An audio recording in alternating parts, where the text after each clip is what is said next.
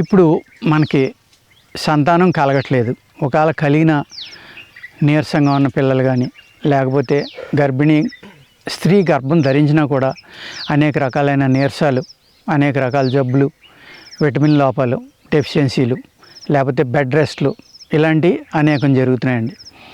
ఇవన్నీ రాకుండా ఉండాలి అని చేయాలంటే మనం పెళ్ళైన కొత్త నుంచి భార్యాభర్తలు జాగ్రత్త తీసుకోవాలండి. చెప్పాను, నేను అనేక వీడియోల్లో చెప్పాను, ఇప్పుడు కూడా చెప్తున్నాను మళ్ళీని, జాగ్రత్తగా వినండి. స్త్రీ అనేది క్షేత్రం, పురుషుడు అనేది బీజం.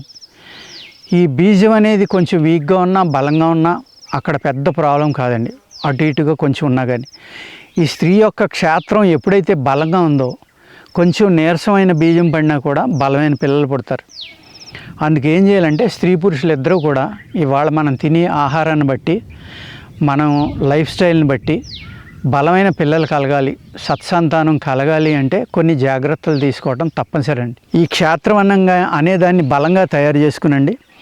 ఈ పురుషుని యొక్క స్పెర్మ్ ఏదైతే ఉందో, అర్థమైంది కదండి, దాన్ని బలంగా శక్తివంతంగా ఈ బీజాన్ని కూడా శక్తివంతంగా తయారు చేసుకోవాలి.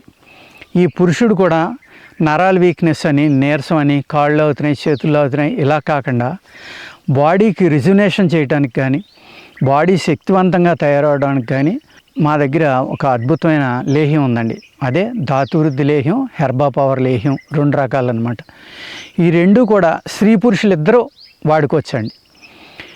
ఈ ధాతువృద్ధి లేహ్యం అనేది వాడుకోవడం వల్ల ఏంటంటే నిద్ర లేని వాళ్ళకి నిద్ర పడుతుంది. ఈ స్త్రీ పురుషులు ఇద్దరూ కూడా ఏదైనా సంసారంలో చిన్న చిన్న ప్రాబ్లమ్స్ కానీ, ఇంకోటి కానీ, ఇతరుల వల్ల ఇబ్బందులు కానీ, కుటుంబ పరంగా ఉన్న ఇబ్బందులు, వీటి వల్ల వాళ్ళు ఎక్కువ టెన్షన్ ఫీల్ అవ్వడం వల్ల పిల్లల్లో అనేక అవయవ లోపాలు రావడానికి కానీ, ఆరోగ్యంగా ఉన్న శిశువులు కలగడానికి కానీ అవకాశాలు తగ్గిపోతాయండి. అందుకు ఏం చేయాలంటే మీ మనస్సు గట్టిగా ఉండాలి, ఆరోగ్యం బాగుండాలి, బలంగా ఉండాలి. ఆ బలంగా ఉన్న స్త్రీ పురుషులు ఇద్దరికీ కలిగే సంతానం బలమైన సంతానం కలుగుతుందండి. అందుకనే యవ్వనంలో ఉండగా పెళ్లి చేసుకున్న వాళ్ళకి ఏమీ అక్కర్లేకుండానే ఒక చక్కని సంతానం కలుగుతుంది. ఇప్పుడు ఏంటంటే జీవితంలో సెటిల్ అవ్వాలని, ఏదో సాధించాలని, ఏయో చెయ్యాలని లేట్ మ్యారేజెస్ వల్ల ఏమవుతుందంటే పురుషుడు వీక్ అవుతున్నాడు, స్త్రీ యొక్క అవయవాలు ఏవైతే ఉన్నాయో, గర్భావయవాలు అవనివ్వండి, గర్భసంచి అవనివ్వండి, వావరీస్ అవనివ్వండి, ఇవన్నీ కూడా వీక్ అవుతున్నాయి. అదేవిధంగా ఫిజికల్గా కూడా వీక్ అవుతున్నారు. ప్లస్ వాళ్ళకి అనేక రకాల జబ్బులు అప్పటికే వస్తున్నాయి. జబ్బులు అంటే ఏం లేదు, బీపీ, కొలెస్ట్రాల్, షుగరు, థైరాయిడ్, ఇటువంటి అనేక రకాలన్నమాట. లేకపోతే జుట్టు రాలిపోవడం, నీరసపడడం, కాళ్ళు అవుతున్నాయి అంటారు, నరాల వీక్నెస్ అంటారు.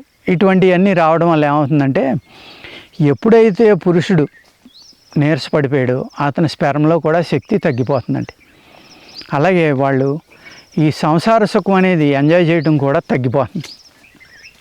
దానివల్ల అనేక రకాలైన ప్రాబ్లమ్స్ వస్తాయి.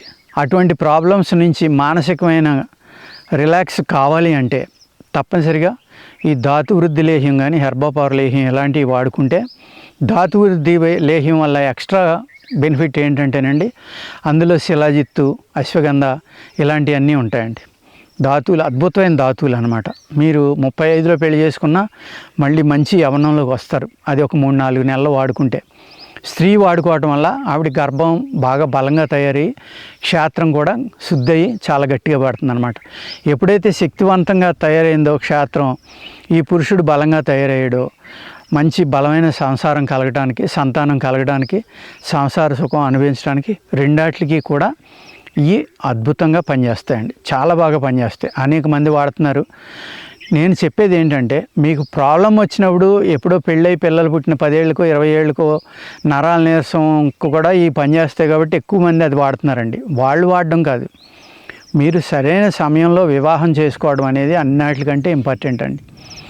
వివాహం చేసుకున్న తర్వాత మీకు సత్సంతానం కలగాలి అనుకుంటే ఇటువంటి మూలికలతో చేసిన అద్భుతమైన లేహ్యాలు ఉంటాయి ఆయుర్వేదంలో, అవి వాడుకోవడం వల్ల స్త్రీ పురుషుడు ఇద్దరు బలంగా ఉండటం వల్ల ఏమవుతుందంటే మంచి సంతానం కలుగుతుంది.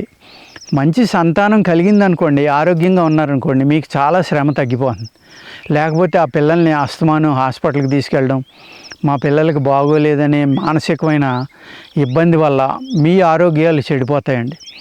మీకు విశ్రాంతి ఉండదు, స్థిమితం ఉండదు, ప్రశాంతత అనేది కోల్పోతారు మీరు. ఎందుకంటే మన అన్ని ఆశలన్నీ ఆ శిశువుల మీదే పెట్టుకుంటాం, సంతానం మీదే పెట్టుకుంటాం. వాళ్ళ కోసమే రాత్రులు పగలు కష్టపడతాం. అదేవిధంగా మన కోసం మన తల్లిదండ్రులు కష్టపడతారు. ఇది ఒక కంటిన్యూస్ ప్రాసెస్ అన్నమాట, బ్రేకేజ్ అనేది ఉండదు. అది మన దేశంలో, మిగిలిన చోట్ల ఉంటుందో లేదో నాకు తెలియదు, కానీ నేనుంటే నా పిల్లల కోసం, వాళ్ళు వాళ్ళ పిల్లల కోసం, వాళ్ళు మళ్ళీ వాళ్ళ పిల్లల కోసం, ఇలాగా జీవితాన్ని త్యాగం చేస్తారు తల్లిదండ్రులు. తల్లి ఇంపార్టెంట్ అండి ఇక్కడ. వీళ్ళిద్దరూ ఆరోగ్యంగా ఉండి, శిశువు ఆరోగ్యంగా ఉంటే ఏమవుతుందంటే ఆ కుటుంబం ఎప్పుడూ ఆనందంతో ఉంటుంది.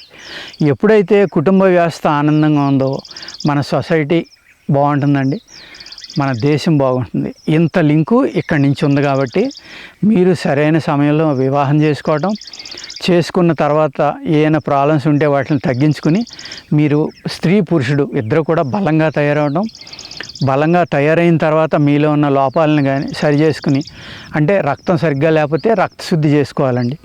అలాగే చిన్న చిన్న ప్రాబ్లమ్స్ ఏమైనా ఉంటే బీపీ లాంటి, కొలెస్ట్రాల్ లాంటి అవి తగ్గించుకున్నాక కనుక మీకు సంతానం కలిగితే మీ యొక్క శిశువులకి మీ ప్రాబ్లమ్స్ రాకుండా ఉంటాయండి.